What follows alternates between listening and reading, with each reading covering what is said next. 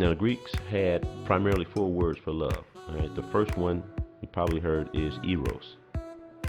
It's love, but it's erotic feeling, more or less sexual affection. It is a selfish type of thing because it's self satisfaction or selfish love. It's like saying, I love you because you make me feel happy. Okay, now, so think about what that means. It's not always talking about sexual, but it's primarily sexual. But I love you because you make me feel a certain way.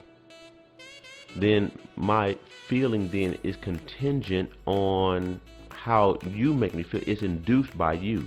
There's nothing that stems from me. It's induced by you. So then the converse would be true if the person stopped doing whatever action that made you feel a certain way. Then you're going to stop loving them.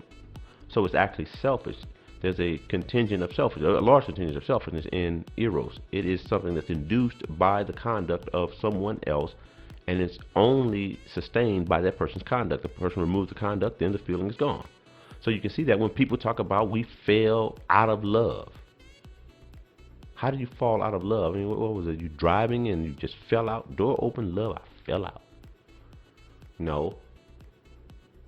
They fell out of love because their feelings were gone because of life circumstances. A person may have changed or is unable to do the same things that they did before, and now they're out of love with them because they don't induce these feelings in me anymore. Remember the song by Johnny Gill and Stacey Lattisaw, Where Do We Go From Here?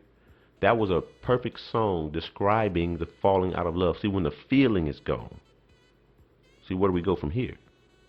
See, should we just move on? That was a nice song. But again, that's what it's talking about. And really, life pressures cannot continue a relationship that's based on induction of love, based on someone else inducing it in you. Now, that word's not used in the Bible, but that word is probably what most people mean when they say they're in love with someone. It really is an erotic feeling, a sexual feeling. And it's induced by that person, and so that person could continue. They must continue to induce it in you, or else the feeling's gone. I remember I remember listening to an interview years ago where they were talking about I want to say it was Fred Astaire. It was one of those stars from the 20s and 30s, and how good they were in making women fall in love with them. But then when they get married, it was like, oh, that's it.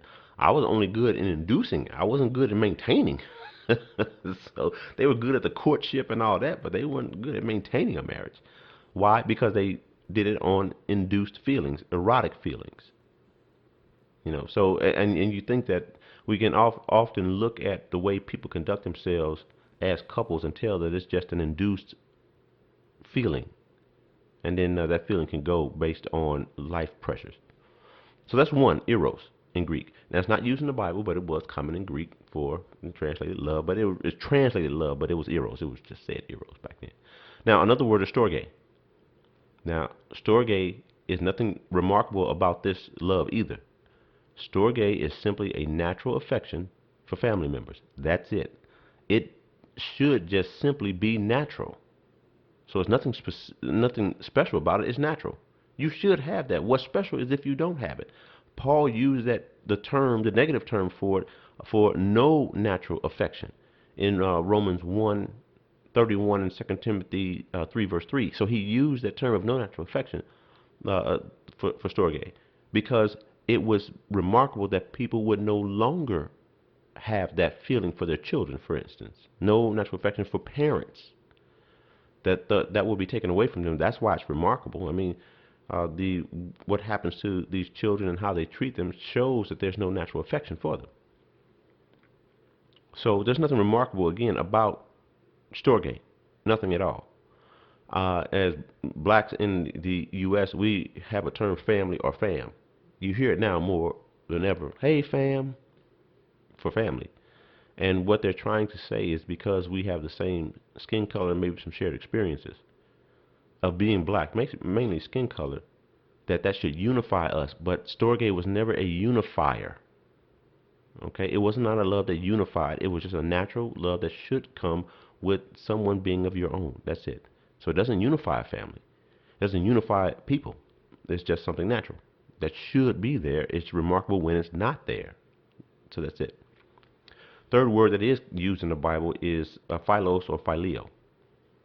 What phileo is, it's translated love, but it was used just as phileo or philia, philios or philia in the Bible, philia too.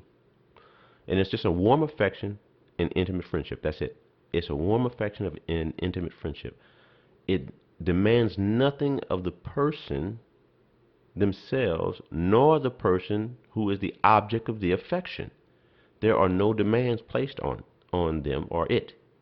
So the object can be an actual object and not a person.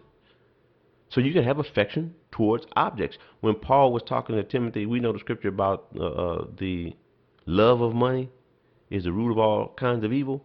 The love of money. Do you know that that word is from philia, phileo? So it's love, warm affection, and intimate friendship with money.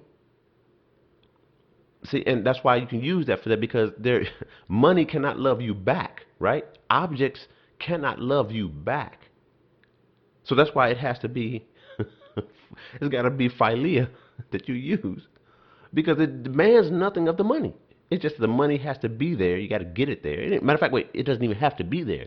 You actually have to go and get it. That shows you love it even though you ain't got it. So, and it requires nothing in terms of your ethics to get it or the ethics of the money. It's just there. And you feel some sort of way about it. You want to have a warm affection for it. Okay. So that's literal. That is literal. No demands are placed on you. No demands are placed on the money or the object. Let's just say the object. Whatever is the warm affection, there's no demands placed. So another example is, let's say two guys were in the military together and they served in war together. Now, one guy's a jerk. I mean, he's just a jerk. But these guys were side by side, back to back in war. So one, they both have warm affection for each other. But the one guy is just a jerk. Nobody likes him. You like him. Why? He has shared experiences. Maybe he saved your life. You were there, whatever the case may be. But you have that common experience with him, that common bond. But he can still be a jerk and you'll accept him. So there's no demands placed on him to change to continue the relationship. That's philia. It's just warm affection and intimate friendship. There are no demands, ethical or otherwise, placed on the person or the object of that affection, nor on the person showing the affection.